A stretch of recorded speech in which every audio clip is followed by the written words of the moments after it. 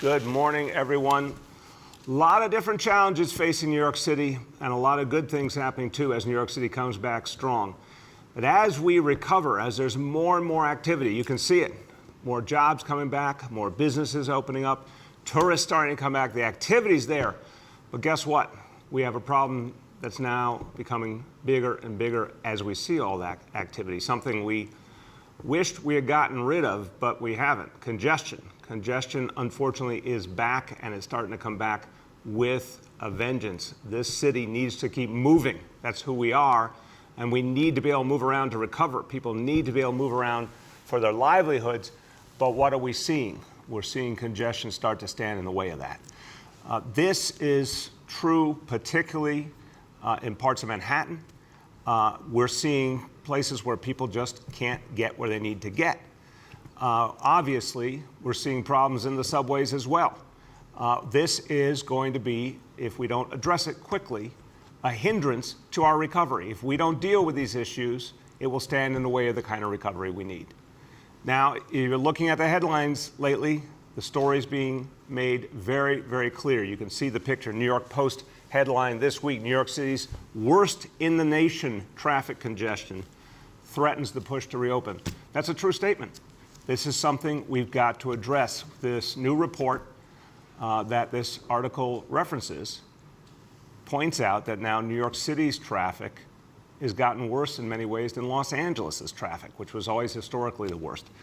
That's not acceptable. New Yorkers are spending too much time in their cars, stuck in traffic. That's not the way we want anyone to live. We got to do something about it. So if you can't move around, if you can't get to work on time, if our recovery is being hindered, that's bad enough, but think about what it does to the air we breathe. Think about a lot of cars stuck in traffic, all that exhaust being pushed out into the environment. That's bad for all of us. That makes climate change worse. That threatens the health of our kids, asthma. There's so many reasons why congestion is bad. So you could say to yourself, there must be a better way. There's got to be something we can do. In fact, there is something we can do. There is something we can do, and it's staring us in the face. It's called congestion pricing. We thought, because the legislature acted, city and state were on the same page, we thought we had it done. And it would lead to $15 billion in investment in mass transit. It would allow us to reduce congestion, make the air cleaner. It would allow us to play our part in saving our planet from the climate crisis. There are so many reasons to do this. But what's happening with congestion pricing? When you look at the state of New York, when you look at the MTA, you hear the sound of crickets because nothing is happening. Look at this headline from the Daily News. MTA hasn't met with New Jersey on congestion pricing. They're required to. They haven't even done it. They haven't had a single meeting. This is ridiculous. Right now, it is up to the state, it's up to the MTA to act. Now, if the MTA doesn't fully understand why congestion pricing is so urgent, what impact it would make on the subways, how it would save us from a lot of the gridlock we're experiencing, make our air cleaner, allow New Yorkers to get around. You know, MTA talks all the time about their problems. I've got something for them. I've got a solution for them. How about this check for, yes, you see it, $15 billion. That's what congestion pricing means. $15 billion. I hope you see it this way, too. It's ready to go, and it would make this kind of impact. Imagine what $15 billion could do for your daily commute on the subway. Any problem the MTA says they have could be addressed with this. If we want to fix the horrible flooding that we saw last week, if we want to make sure the signals are fixed so the trains actually can move, if you want modern stations, here it is, staring us in the face. So $15 billion. Let me tell you something. I've often said $15 billion can make your day a lot better. So there are so many things. We want to be better to the climate. More electric buses. You can buy that with $15 billion. You could buy new subway cars. You can make subway stations accessible for disabled folks. There are so many things you could do. You could make it possible for New Yorkers to get to their subway without having to swim their way to the platform. So This is the difference maker right here. Okay, what does the state have to do? What does the MTA have to do? They have to call a meeting. Imagine how difficult that is. Call a meeting, the Traffic Mobility Review Board. I'm named a member, our finance commissioner, Sheree Solomon. The state, the MTA are not acting. They're not naming members. They're not calling the meeting. They're not moving the process.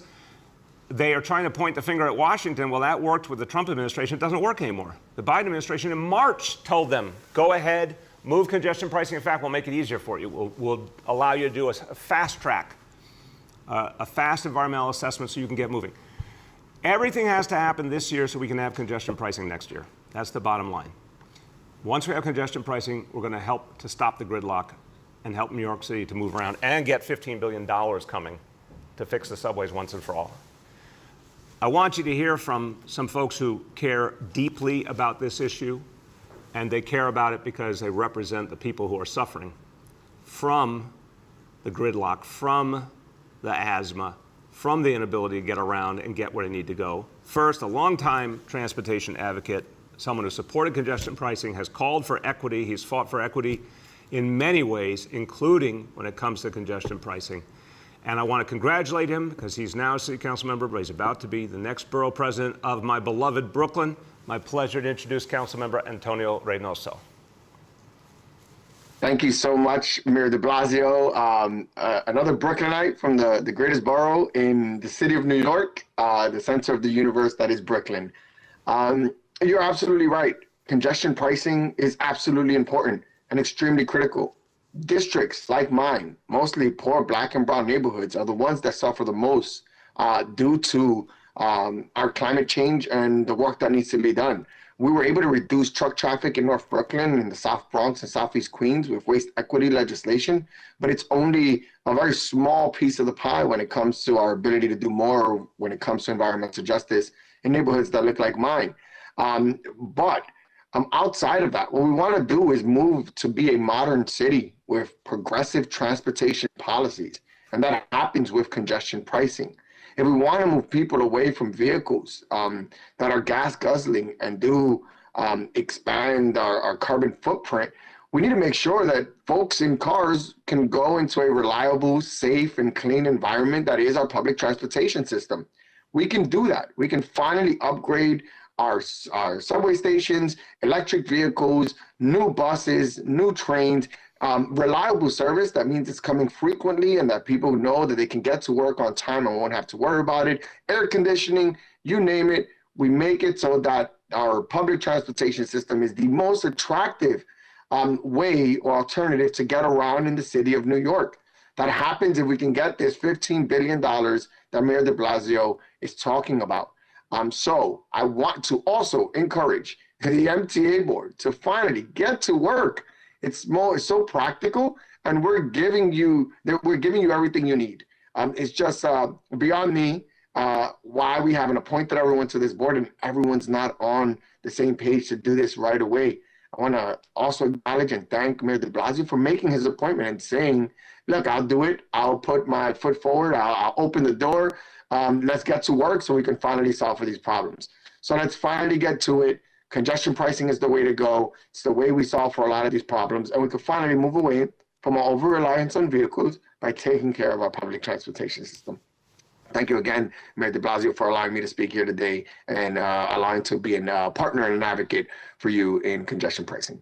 Thank you very, very much, Councilmember. We need your strong voice, and you've always been a voice for equity. We got to really let the MTA know, let the state know. There can't be equity in New York City without congestion pricing. There can't be equity if people are struggling with the effects of congestion and traffic everywhere. There's not going to be a recovery if people can't get around. So thank you. We're going to need your strong voice to keep this moving forward. Absolutely. Thank you, Mr. Mayor. Thank you. Now, on the state level, someone who has also been a strong voice, also proud Brooklynite, represents the community I'm proud to live in, and he has been an uncompromising voice calling for changes in the fight against climate change and ways of getting people around, addressing equity. He also understands our economy doesn't come back if our subways aren't working. He's chair of the subcommittee on museums and cultural institutions in the Assembly. He knows how important it is for tourism, for our economy, people get to these amazing sites. He understands the urgency. My pleasure to introduce Assemblymember Robert Carroll. Good morning. Thank you so much, Mr. Mayor, for having me. And let me echo what Councilmember Reynoso just said, that we've got to make public transportation the most attractive option. And one of the ways to do that is to make sure that we disincentivize unnecessary car travel throughout the city. And the way to do that is congestion pricing. It's worked in London, it's worked in Singapore. It's going to make our streets safer, our city more livable, and our air cleaner. It's the thing we've got to do. I commend you, Mr. Mayor, for appointing Sharif Solomon yesterday or last week to the Traffic Review Mobility Board. The governor and the MTA now need to get on your level. It is unacceptable that the state, which controls the MTA, is not moving on this critical issue. We need to get this done, and we need to get it done now. And the only way we're going to do that is to make sure that the MTA meets and this board meets, because we desperately need the money. We need to modernize our signals. We need to modernize our bus networks. We need to make sure that our stations are attractive and livable and have the amenities that are necessary in a modern city. So I want to commend you for your leadership. This is the first time I've been on a Zoom with Borough President-elect Reynoso. So Antonio, we are so lucky to have you, and you are going to be a great advocate for Brooklyn. And thank you so much for having me, Mr. Mayor. And let's keep working until we get this done. We can't allow this year to end without this happening. Amen. That is the right attitude, exactly. And thank you. And as a strong voice in the state legislature, I know you're going to help us to create the groundswell that'll get it done. Thank you so much, Assembly Member. Now, everyone, there have been advocates who have fought for all of us, for the strap hangers, for the everyday people who needed to get around and didn't have the help they needed. And for years and years, the MTA got worse and worse. There was no solution in sight. Everyone got together. Everyone found common ground on congestion pricing. A lot of the advocates fought long and hard to get it done. How ironic that now when we need this money and we need this progress, the state and the MTA are sitting on their hands. So I want you to hear from one of these advocates, an organization that's really led the way on the changes we need to make mass transit the go-to option for more and more people in the whole metropolitan area. The Executive Director of the Tri-State Transportation Campaign, Renee Reynolds. Thank you, Mr. Mayor. I just want to say that the Tri-State Transportation Campaign has been an advocate of and policy organization fighting for sustainable mobility in the metropolitan area for 27 years. And we've always understood that congestion pricing is not simply about the tolling system, but it's about the toll that traffic congestion and air pollution exacts on the livability of our city and the health and well-being of our most vulnerable communities. I'm speaking to you today from my home in the Rockaways, which is one of the most climate vulnerable parts of the city. And since the devastation of Superstorm Sandy in 2012, we have been at the front line of the climate crisis that continues to negatively impact the entire city, and especially in coastal areas prone to flooding. And as you mentioned, the torrential downpours and flash flooding that we experienced last week are only expected to occur more frequently and become even more severe. So we must act now to reduce our carbon emissions from the transportation sector, and it starts with implementing congestion pricing. Not only is it a win for the environment and for our public health, it is a win for millions of transit riders who rely on the transit system, and this transit system needs new revenue streams to fund that multi-billion-dollar capital plan. So TSTC has been in the fight for congestion pricing for over a decade, and we're well within reach. So this is much more about an imperative for climate justice and for the economic recovery of the city. So I want to thank you, Mr. Mayor, for having us here and for advancing this urgent call to pass congestion pricing. Well, we passed it. We need to implement it, in fact. So we can't afford to delay any longer. Thank you. Thank you, Renee. And Renee, you just said it right there, Dan. We passed it. Why haven't we implemented it, right? So it's staring us in the face, and Renee, I think you'd agree. We can find a lot of good things to do with this $15 billion to help strap hangers, to help everyday New Yorkers. Let's get it done. All right, let me go to another topic. And this is also about billions of dollars that could change people's lives profoundly, but we have to make sure people get the money they deserve. The new child tax credit, this is revolutionary. This is amazing. I give President Joe Biden tremendous credit, Speaker Pelosi, Majority Leader Schumer, also from our neighboring state of Connecticut, Congressmember Rosa DeLauro, who is an amazing progressive voice, has been one of the great leaders of the Congress for a long time. This was her, in effect, this was her baby, the child tax credit. This was something she believed in and fought for when it wasn't easy, and thank God it's here. This means that everyday people are going to get help bringing up their kids. As a parent, I can tell you, every parent out there knows, raising kids is hard. It's hard in the modern age. It's hard in New York City. You need all the help you can get. The fact that our federal government finally recognizes how important it is to support families directly and give parents a break, this is beautiful. This is powerful. But now we have to make sure people get the money that they deserve. $3 billion. That's how much could be coming to New York City if we do this right. $3 billion to the parents in New York City, to the kids in New York City. Direct payments. It's up to $300 a month for the youngest kids, $250 a month for older kids. Every month, every family, amazing impact. What it is projected to do, this is why this is a radical positive step forward for working families. This is projected to cut child poverty in half. And that's why it's so important to make sure the money gets to the families who need it. What are they going to do with it? For some families, it's going to be what makes them able to make ends meet, to pay the rent, to afford food and medicine, the basics. For some families, it's going to be a way to pay the mortgage. For some families, it's going to be a way to start a savings account so their child can one day go to college. It's going to make a huge difference. But here's the deal. If you filed your taxes in either 2019 or 2020, then you automatically are signed up and you'll be getting this support, which you very much deserve. So if you filed in 2019 or 2020, you're good. But if you didn't file in those years, then we need to make sure you get connected so that you get the resources you need. So anyone out there with kids under 18 who did not file taxes 2019 or 2020, and we estimate that to be as many as, this is amazing, as many as 250,000 families in New York City. This is why this is such an important announcement. 250,000 families in New York City qualify for this credit, but are not going to get it automatically. So if you're out there and you're someone who qualifies, that means you just have kids and you qualify, go to irs.gov. Now they have something that needs a better name. It's the Child Tax Credit Non-Filer Sign-Up Tool. They got to make that simpler. But if you go to irs.gov, you can sign up. We also want to help. So anyone who thinks they may qualify but didn't file taxes those years, you can call 311.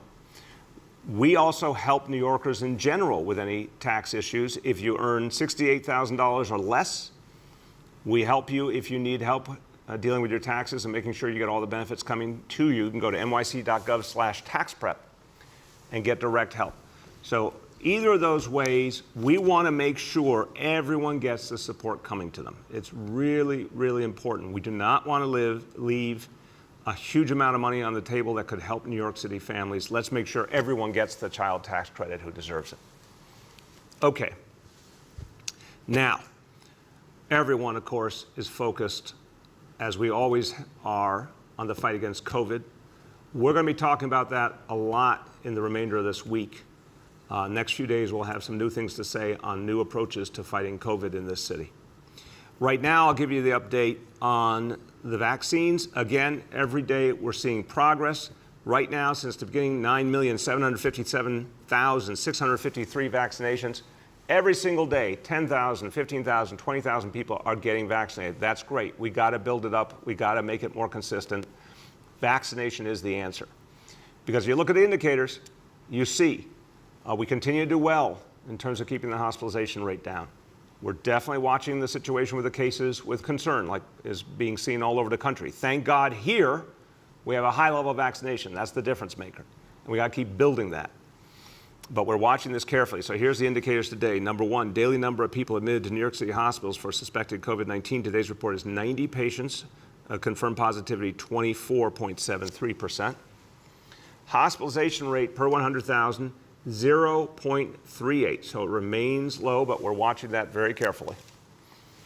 Number two, new reported cases on a 7-day average. This has gone up consistently. This is an area of concern, 576 cases.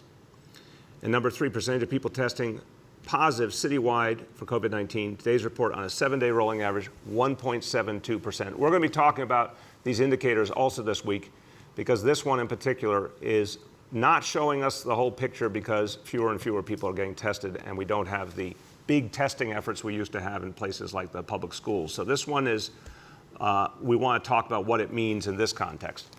But what we definitely see, more cases, that's a concern. Low hospitalization rate, thank God, that's a very positive thing, and that's something that makes us feel very good about the overall situation. But the answer is we've got to really push hard on vaccination in every conceivable way. Okay, few words in Spanish, and I want to go back to the child tax credit. Again, so many families, hundreds of thousands of families who deserve this and might not get it unless they get the word. Yo soy un padre. Y yo sé que criar a los hijos no es barato ni fácil. El nuevo crédito tributario por hijos es más amplio y va a marcar una gran diferencia para las familias de toda la ciudad de Nueva York. Si aún no lo ha recibido, regístrese y obtenga el dinero que usted se merece. With that, let's turn to our colleagues in the media, and please let me know the name and outlet of each journalist. Good morning. We will now begin our Q&A. As a reminder, we are joined by Department of Finance Commissioner Sharif Solomon, Health Commissioner Dave Choksi, Dr. Mitch Katz, President and CEO of New York City Health and Hospitals, and Grace Lewis, the Program Director of New York City Free Tax Prep at the Department of Consumer and Worker Protection. Our first question for today goes to Kala Rama from Pix 11. Hi, Mayor de Blasio. Thanks for taking my question this morning. Honored to be the first, always. You're the lead-off batter, Kala. Thanks. With cases of the Delta variant on the rise and kids under 12 not eligible for a vaccine, we've heard of Councilmember Mark Traeger calling for a remote learning option. We know that you're not offering one, but why not prepare for a remote learning option, especially after last year's staggered opening and then the scramble for technology? So why not just prepare in case we have to go back to that in 2 mere months? Kala, look, very fair question, and obviously what we do all the time, and what our healthcare leadership does all the time, is watch the data, watch the trends, and get ready to respond if we need to. We're talking about an opening of school that's almost 2 months away now, so we have time. But here's the bottom line. We need our kids back in school. We need our kids back in school so they can get healing from everything they've been through, so they can get back on track educationally. We need our kids back in school where there are trained professionals to help them with physical health, mental health, where there's social workers, counselors, where there's food, meals for them. We need all those things again. Our healthcare leadership has been very, very clear. Our kids suffer when they're not in school. And we can do it safely because we proved, even without vaccination, that we could do it safely. So, Cal, that's the number one thing I want to say. We didn't have vaccination, and we made our schools safe with a gold standard of health and safety measures. Now we have almost 10 million doses given. There'll be a lot more given by the time school starts. So we can create a safe and positive environment any way you slice it. We also have been giving out devices to kids throughout, and as we announced in the budget, there'll be even more.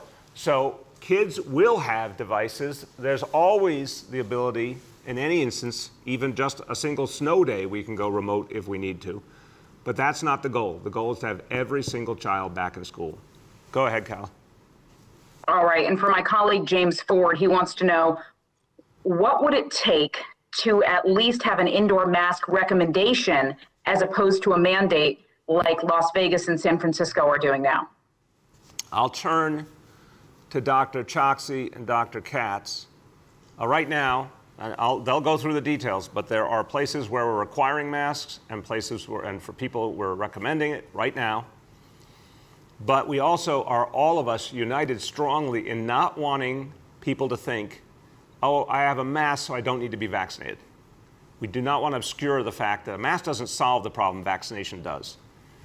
Dr. Katz, then Dr. Choksi. Mr. Mayor, you've covered the most important points. We require masks in school settings, on transportation, in all our healthcare facilities. And we strongly believe that people who are not vaccinated should absolutely be wearing a mask. But as you say, the right answer overall for our city is achieving full vaccination, and we are absolutely committed to achieving this standard. Thank you, sir. Thank you. Dr. Choksi.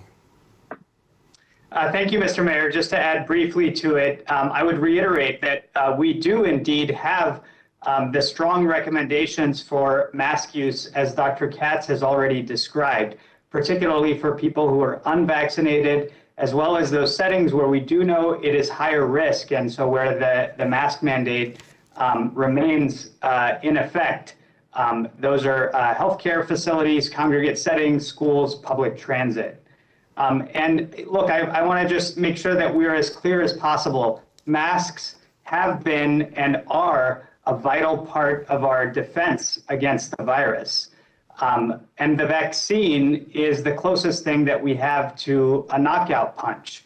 And so we have to use all of the tools in our armamentarium, but we have to be laser focused on the benefits that vaccination affords, both at the individual level and for our city as a whole.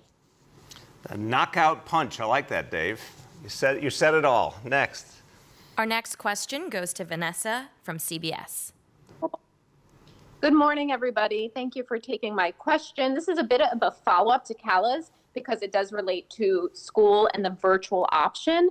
Yesterday, you alluded to the fact that you're going to get more creative with trying to get vaccines out. So my question regards 12 and over. And are you going to make an extra effort to get those 12 and over vaccinated prior to the school year? And if so, what do those efforts look like?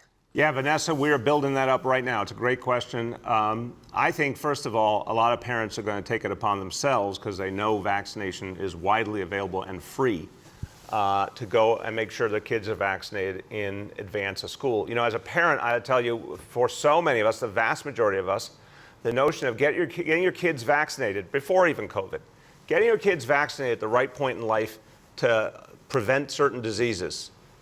Parents know that reality. The vast majority of parents think that way already. So I think you're going to see a lot of parents whose kids were not in person in school, who are coming back into school in September, who are going to feel very natural about saying, I want to get my kid vaccinated ahead of that. And it's available to all kids 12 and up and widely available. We're going to also be doing a major, major campaign to alert parents, educate them, bring them in, make it easy for them. We'll have a lot more to say on that, but that's coming soon for sure. Go ahead, Vanessa. Vanessa? Thank you. That's all for now. Thank you. Okay, great. Thank you. Our next question goes to Emma Fitzsimmons from the New York Times. Hi, good morning, Mayor. I wanted to ask about your mask comments. They've received quite a bit of criticism yesterday. I mean, do you want to reiterate that masks are important to stop the spread? Do you ever wear a mask now? Where we've talked about the requirements, Emma, if you're in a school, for example, and our kids in schools, you know, as you say, criticism comes with the territory. You know, I'm someone who believes it's absolutely right for our kids in schools to keep masks on right now. When I go to a school, I'm going to wear a mask, obviously. So any place that's one of the mandated places, any place where I feel it's a crowded situation that requires it indoor, I would. But the bottom line, I will go back to Dr. Katz and Dr. Choksi, is we all believe there are lots of situations where masks are helpful. But I don't want to see, and I fear this, I don't want to see people say, oh, well, we're doing masks, so we don't need to deal with vaccination. A lot of people, I fear, if they're saying, well, we're going to wear a mask, so we're not going to get vaccinated. That's crazy. That evades the main point. Somehow we're having a national dialogue that has become insane. We have the solution to the thing that is killing so many people and is now threatening once again our ability for people to make a living. Why is this hard? Just go get vaccinated. This is not difficult. And there's so much just horrible rumor and falsehood and lies out there that are affecting people deeply. That is a national disease, that people are listening to lies versus the doctors who actually are trying to help them. So we're not going to buy into that. We're going back to the central point. Get vaccinated, and we're going to be more and more sharp about that and use more and more tools to get people vaccinated. Dr. Katz or Dr. Choksi, you want to add? Dr. Katz, you may be on mute. You may be on mute. Or you may not be there at all.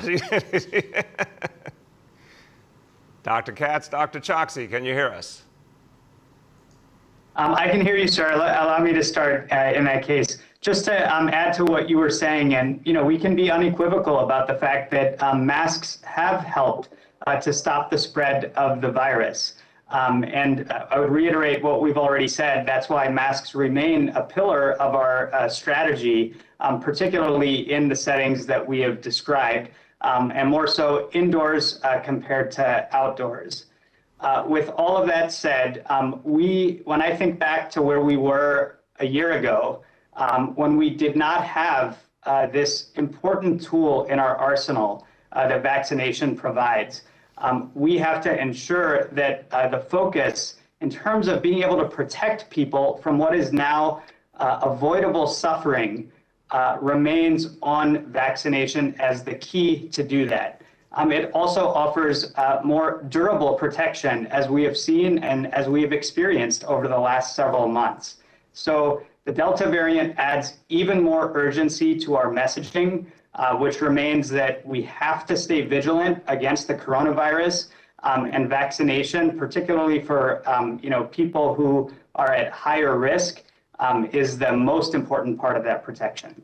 Okay, great. And sir, I would fully agree with Dr. Chotsky and apologize for my mute button skills. But just to answer the reporter directly, I often wear a mask, even though I'm fully vaccinated. We fully support masks.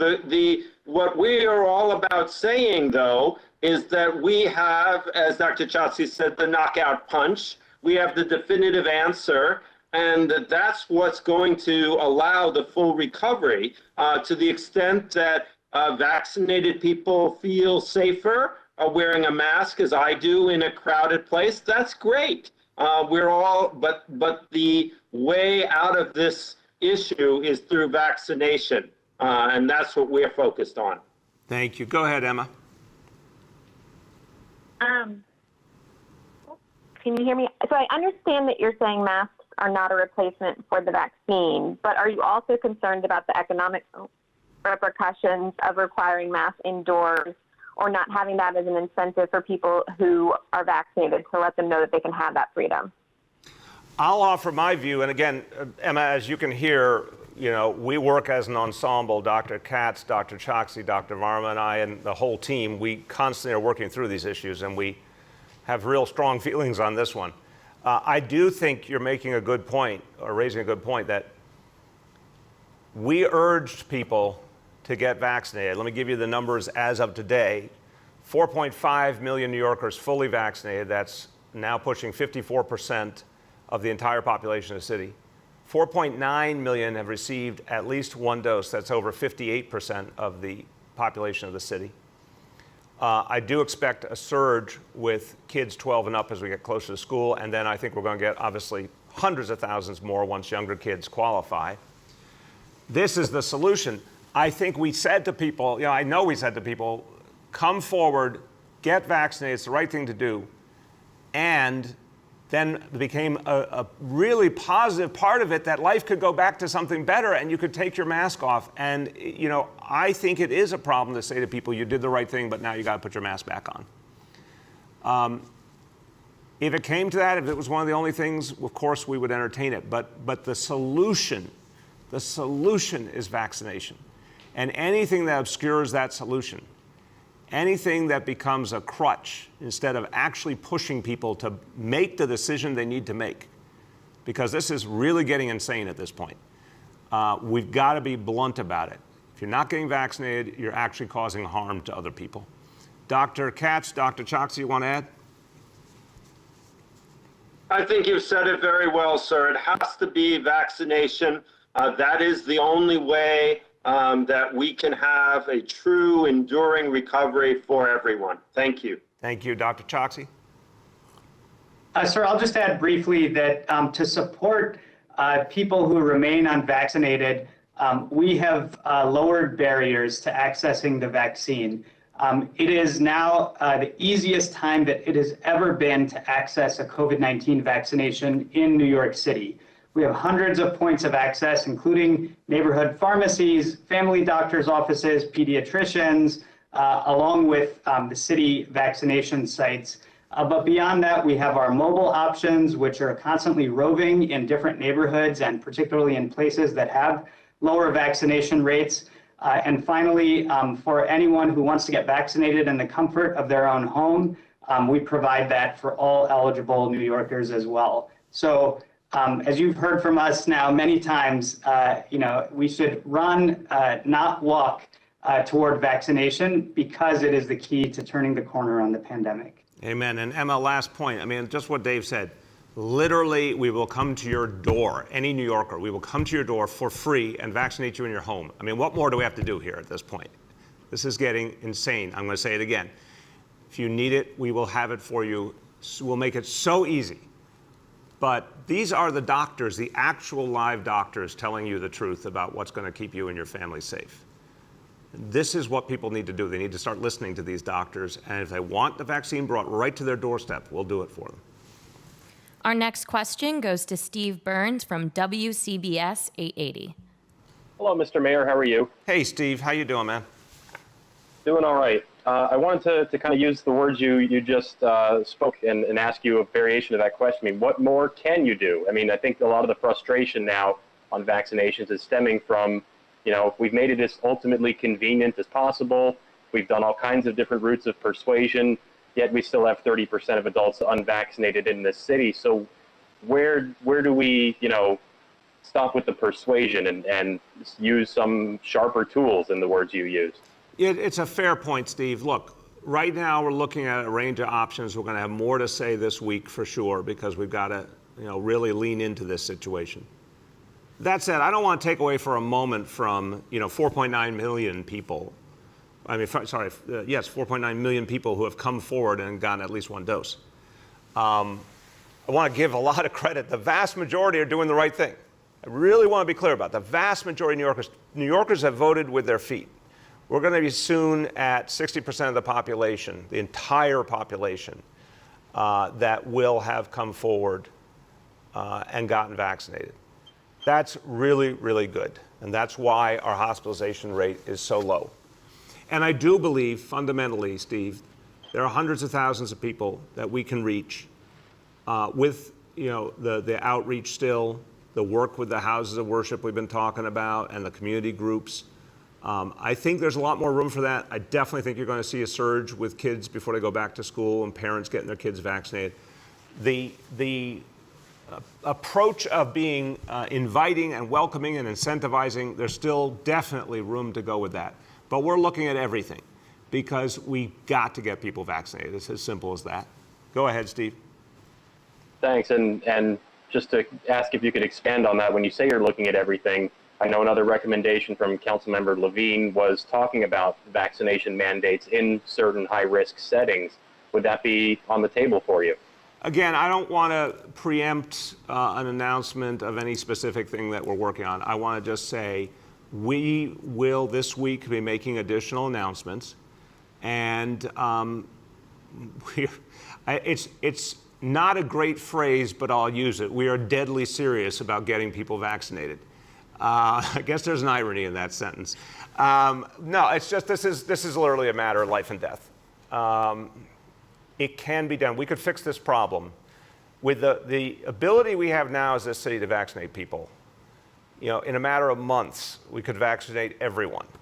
The problem is the misinformation and the fact that people are buying into it. At a certain point, personal responsibility actually matters. So we've been really nice, really communicative, really respectful. I'm like, come on, people. It's time to step forward. And we're going to make that real clear. Our next question goes to Dave Colon from Streets Blog. Hey, Mr. Mayor. Hey, Dave, how you doing? Great.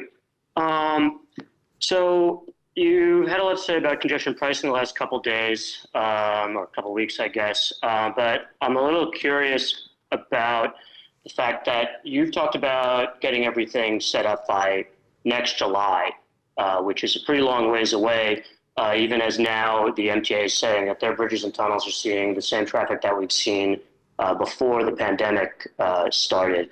So I'm curious why you haven't been a little bit more aggressive about fighting congestion using powers that you have over your own streets, things that your surface transportation expert panel talked about last year, things like really ramping up the construction of bus lanes and bike lanes, doing something like an HOV lane into the Manhattan CBD, really not kind of accepting the status quo as far as these things go when they're built.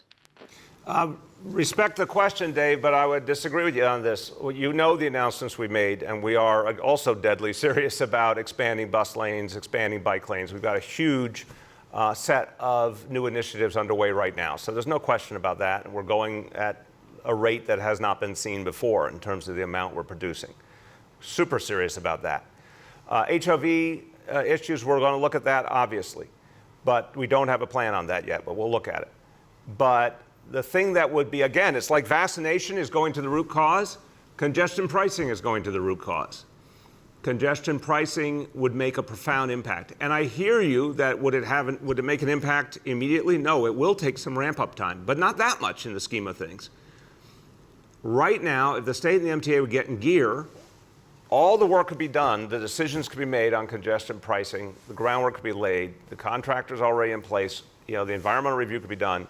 You could have the shovels in the ground, you could have congestion pricing up and running next year. And the faster we move it, the better off we're going to be. So, yes to bus lanes expansion, yes to bike lane expansion. We'll look at a variety of other tools, but the thing that would have the profound impact is congestion pricing, and that needs to move now so that it can be a profound part of our future. Go ahead, Dave.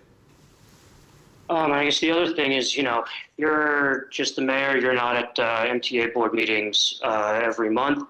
Are you talking to your board members and asking them to push the MTA on, say, appointing Sharif to the TMRB, really kind of make noise about that, to find out things that they can find out from the actual MTA staff? I mean, what are you doing in the bureaucracy of the MTA as it is? That's exactly what we're going to be doing. Our board members are very assertive.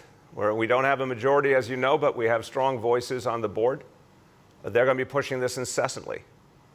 And it was one thing, again, when the Trump administration was here, there was a valid problem. We were all in the middle of COVID.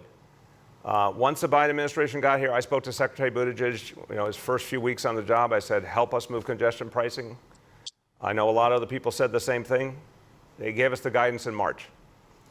It's become clear to us since then that the MTA and the state are not actually doing anything. And so we're going to push publicly, but we're also going to push behind the scenes. We're going to do all the above. I think, again, Dave, it won't shock you if I said that what we've learned about the state of New York is the public pressure is the thing that moves them. But this is illogical. We have a congestion crisis, we have a climate crisis, and the MTA is falling apart. The subways are falling apart. There's no reason not to do this. So people like you, respectfully, should be saying to the governor, should be saying to the MTA leadership, why aren't you acting? Let's get going. And let's get this thing moving. Our next question goes to Kevin from AM New York. Hey, Mr. Mayor, how you doing? Good, Kevin. How you been? Doing well. I wanted to shift from congestion pricing to something that is under city control, and that's fair fares. It was actually mentioned at the MTA board meeting yesterday by 2 MTA board members that the city or your administration should be doing more to get people enrolled in this. We're currently at about a little less than 250,000. Board member David Jones said we could easily add another 250,000 enrollees to fair fares. How do you respond to that, and what is the administration doing to really get this program noticed more and more people enrolled? Look, I believe in fair fares. I feel very good about the work we did with Speaker Johnson and the council to get it going, and it was gathering a head of steam, and then the pandemic hit and people stopped riding the subways. We've put a lot of money in the budget to start it up again and promote it. If it becomes more and more popular, we'll make adjustments to keep ensuring that it can grow. But I definitely want an aggressive outreach effort. I think it's something that really helps people. But, we also need to see people coming back to the subways in the kind of numbers we used to know to really get to the full impact. Go ahead, Kevin. Okay, and then my second question goes to my all-time favorite topic about the BQE. I remember your own expert panel recommended shrinking the lanes from 6 to 4 on the highway, if I remember correctly, to kind of forestall the decay of the highway. You at the time were skeptical of that proposal. Talking about congestion pricing today, has your thinking on that changed? Would you be amenable to shrinking the BQE in its lanes to kind of both help with congestion and also, keep the highway alive for longer? I appreciate every time you raise the issue, because I hope members of the media appreciate that around here, where we're literally dealing in a given week with 100 issues or more, when someone says, hey, you guys need to give us an update on this, it does help us. It helps ensure that we're all staying focused on everything we need to stay focused on. In the last few weeks, there have been a series of discussions on the BQE. I think we've found some new approaches that are exciting. That's all I'll say right now. Expect an announcement very soon. But I think we're going to be able to do some new and better things with the BQE to address the situation. And stay tuned. We have time for 2 more questions today. Our next question goes to Paul Leota from the Staten Island Advance. Hey, good morning, Mr. Mayor. How you doing? Good, Paul. How you been? I'm well, sir. Thank you. Regarding congestion pricing, Congresswoman Malliotakis has been working on legislation that would essentially provide a tax credit for Staten Islanders a toll credit for Staten Islanders who cross the Verrazano and then cross into Lower Manhattan, sort of avoiding a double toll of sorts for congestion pricing. I just want to get a sense of your position on that and whether you'd support it. I want to see exactly what she is looking at. Obviously, I want to make sure, and for a long time, I expressed real concerns as well about some of the impact of congestion pricing and ways that we could mitigate that impact. So I want to see what that looks like before I comment on it, but I certainly share the concern that I want to make sure Staten Islanders are treated fairly. So I'll certainly look at her proposal. Go ahead, Paul. Thank you for that. The other thing I wanted to ask about was regarding Jeff Bezos' launch into space today. What you think of that, particularly in the context of the conditions that have been reported at some of Amazon's locations. I've had a challenging experience with Mr. Bezos. And so, I would just say I hope he has a lovely trip. And maybe while he's in outer space, it will help him think a little differently about how to treat working people. Maybe the oxygen level will open up his mind or something and help him think a little better. Our last question for today goes to Ruvain from Hamodia. Good morning, Mr. Mayor. How you been? Good. How are you? Good. Good. So, Ben & Jerry's yesterday announced it's joining the BDS movement. A bunch of stores in the New York area in response said they're taking Ben & Jerry's off their shelves. As a prominent progressive anti-BDS figure, I'm just wondering what you think, if you want to comment on this and whether you'll be sticking to Haagen-Dazs. I can say I will not be eating any more Cherry Garcia for a while. That's sad to me. I don't know them well, but I've met them over the years, and I think they're good people, literally Ben and Jerry. I think they're good people with good values, but this is a mistake. They shouldn't do this. BDS is a movement that will undermine peace in the Middle East. It's as simple as that. You cannot have peace if you undermine the economic reality and create division. I just believe it's absolutely the wrong approach, and I don't think Ben & Jerry's should be doing that. I think they should. They've been involved and they've done a lot of good in the world, but they should stand back from this. Because really what we need, and for the first time, as interesting as the Israeli government is, it at least is a different government, and the potential for a different path forward exists now, but not if the economy doesn't work. Because the path to peace is going to have to involve economic justice for Israelis and Palestinians alike. And that won't work if the economy doesn't function. So I think BDS is just absolutely mistaken, and I'm sorry to hear that news. Go ahead, Ruben. Yeah, I want to ask Dr. Choksi. We spoke a few days ago about the city releasing. You mentioned the numbers of how many people that have gotten the virus haven't been vaccinated, but we discussed releasing similar numbers for how many people have gotten the virus after previously having the virus.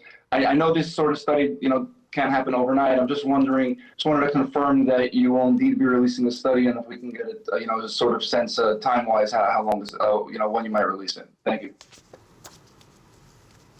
Dr. Choksi, you want to speak to that? Yes, sir. Thank you. And thanks, Ravane, for your important questions. This is about, the analysis of reinfection. It is something that we continue to look at. I can't give you a specific timeline in terms of when we would be able to release anything, in part because it is challenging to differentiate repeat positives from true reinfection. Sometimes, as you know, people have repeat positive tests because they are, just continue to have virus, even if it's not a true reinfection.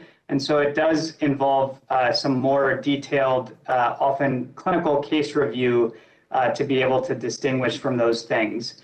But I will emphasize, what we know thus far, both from New York City and around the world, is that reinfection remains quite uncommon.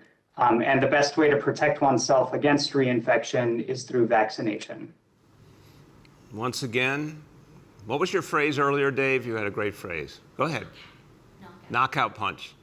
Thank you. Thank you, Angeline. Knockout punch.